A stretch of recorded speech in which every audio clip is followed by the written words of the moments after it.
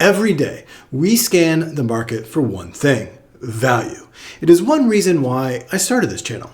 I want to extol the importance of value and really finding that value when you're buying stock in businesses. Right now, however, value seems rather difficult to find.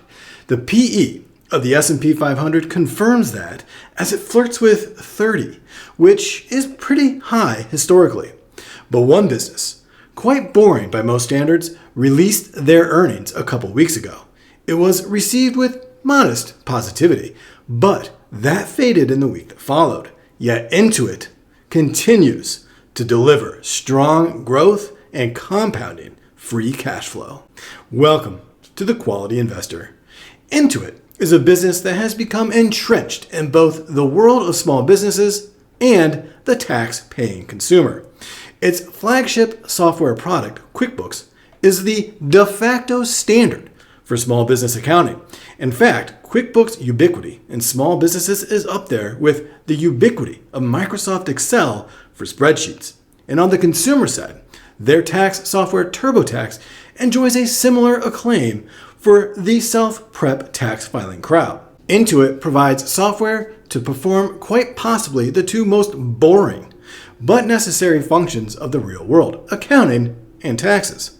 However, as boring as these functions are, Intuit leverages this to deliver monster returns for investors.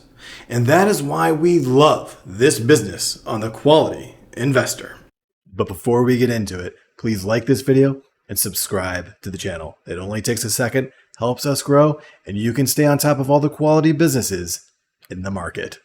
Intuit fulfills its role in the market at a near monopoly level, and then returns nearly all the cash that it generates back to investors. And aside from being a cash-generated machine, it continues to grow at an incredible rate. We'll break down the latest numbers for the quarter in a second, but first, I want to briefly discuss what makes this business so good. Then, we'll look at the numbers for the quarter, and lastly, I'll discuss why Intuit is trading at such good value right now. Intuit has made itself into the backbone of small business record keeping. It has about an 80% market penetration, and Intuit even created an index to track small business job growth. Intuit has also completed its shift to a subscription model for QuickBooks, which will allow it to provide reliable and predictable revenue going forward. About 85 to 90% of their global business solutions segment, where QuickBooks is located, derives their revenue from subscriptions and usage-based fees. TurboTax is Intuit's other primetime product.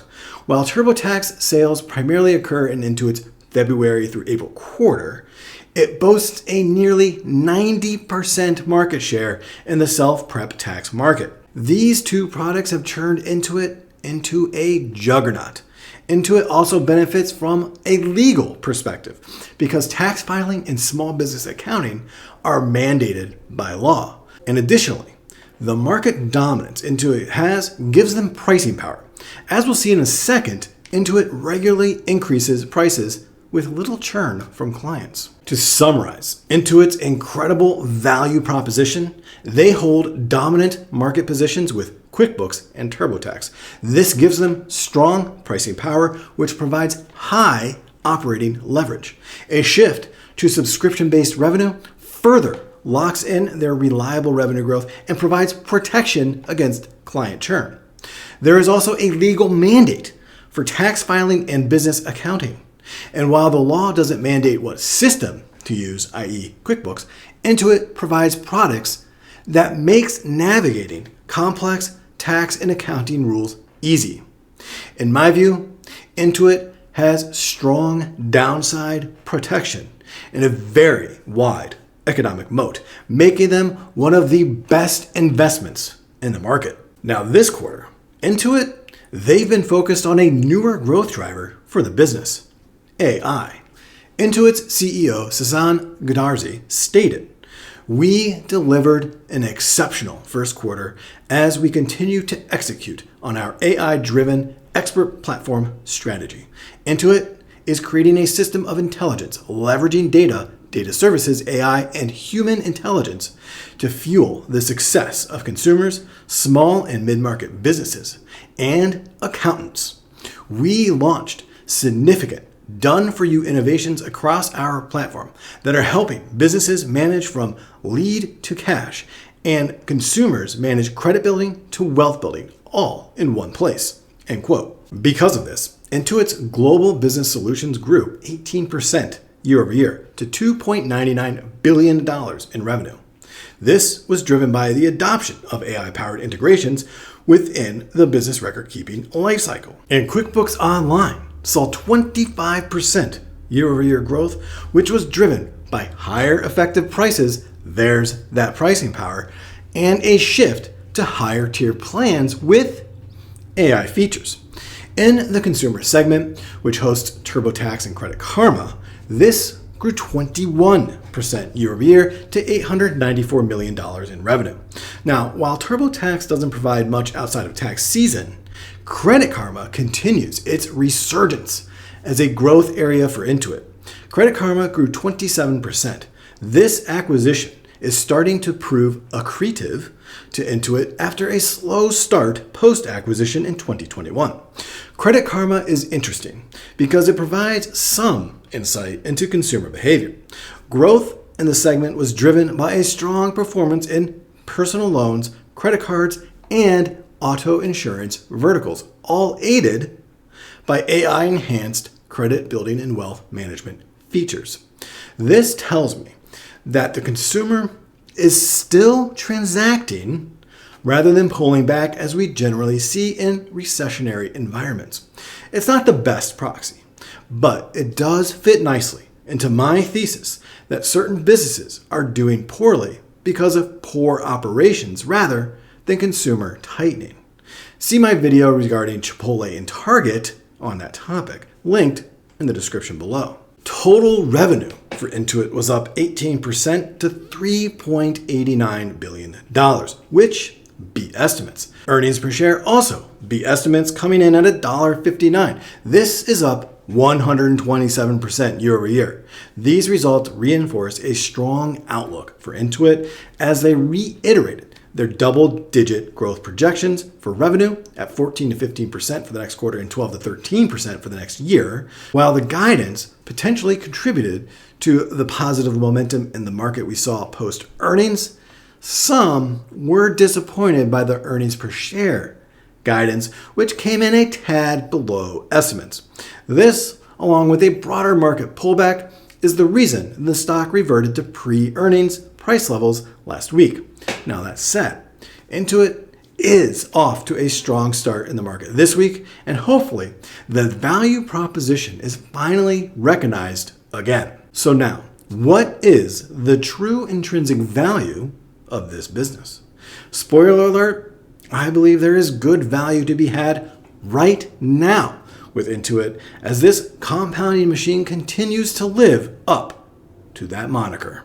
Intuit continues to impress with their growth. You can see that revenue has increased nicely over the last 10 years. And if you look up here, you'll notice something. On a 3-year basis, their revenue has grown at 14% versus 15.6% on the 1-year basis. And remember, their fiscal year ended just in July. This is showing accelerating revenue growth, at least on that 1-year basis. We see that with gross profit, operating income, and free cash flow. So not only is Intuit growing reliably, they're accelerating that growth. Part of that is aided by Credit Karma, like I mentioned a bit ago. And the other part of that is pushing their clients into those higher tier products that have those AI features, as well as that pricing power that they can leverage. And we see here Intuit is an incredibly capital light business. They have hardly any capital expenditure.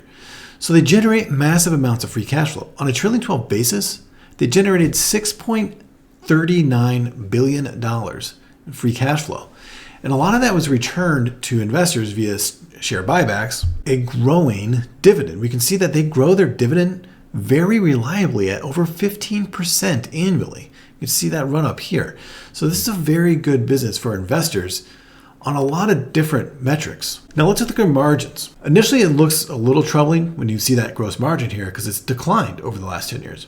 It was at 84%, but now it's at 80%. But it has started increasing again since fiscal year 2023, and that does align with what we're seeing in the Credit Karma growth. That Credit Karma acquisition was completed at the end of fiscal year 2020, and it did hurt them initially. And they kind of bottomed out in fiscal year 2022. You see that in the operating margin down here. It was down to 20.2%, but it has grown back up to 26.7%. This is because of Credit Karma finally becoming accretive to the business, as well as the operating leverage that they enjoy from their pricing power. Even on their ROIC, it was declining after that acquisition here. And while it was very high back in 2017, so it's kind of skews this chart here, but since 2022, the ROIC has climbed from 23.7 and is now at 33.96% on a trailing 12 basis. So we can see that very large acquisition with Credit Karma is paying off now as it becomes a fast growing part of the business. Let's look at some of the projections I have for Intuit over the next 10 years. We see the global business solutions. Their 5-year CAGR historically for that revenue segment is at 22.3%. Over the next 10 years, I have that growing at 10.3% on the bear case up to 15.6% on the bull case. The consumer segment, which is what houses TurboTax, that has grown at 9.2% annually over the last 5 years. And I have that growing at 6.5% up to 9.2%. Quick note, they've actually consolidated both Credit Karma and ProTax into the consumer segment. They break it out currently on their financial reporting. So I'm going to continue having it broken out here unless they alter their financial reporting and just put it all into this single line item.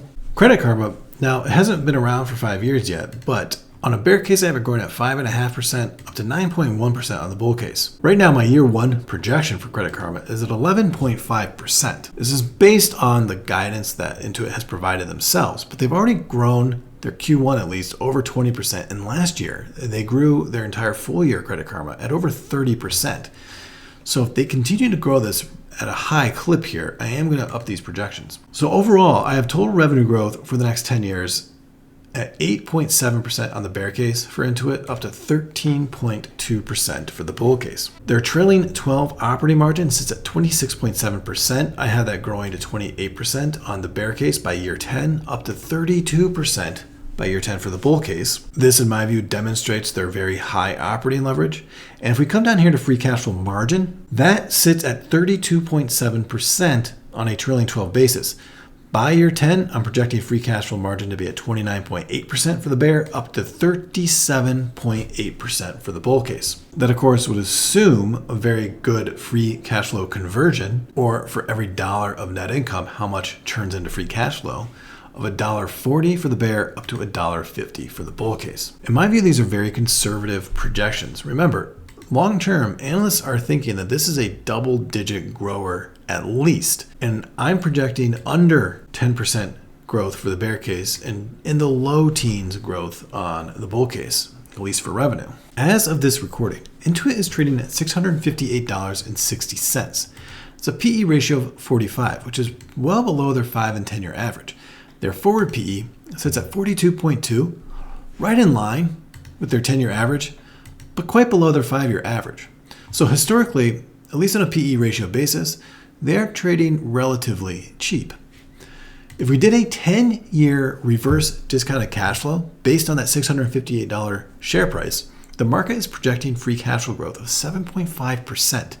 For context, I have 10.6% on my base case free cash flow growth. My bear case, however, is at 7.3% for free cash flow growth. So it seems like Intuit is a bit out of favor at the moment in the market. So right now I have a bear DCF price here of $638.34, a base case price of $831.10, and a bull case price of $1,132.11. I mentioned Intuit pays a very nice dividend. Currently it's at $4.80 a share. That's 15.4% year-over-year growth. On the bear case, I have their dividend growing at 13.5% up to 15.5% for that bull case.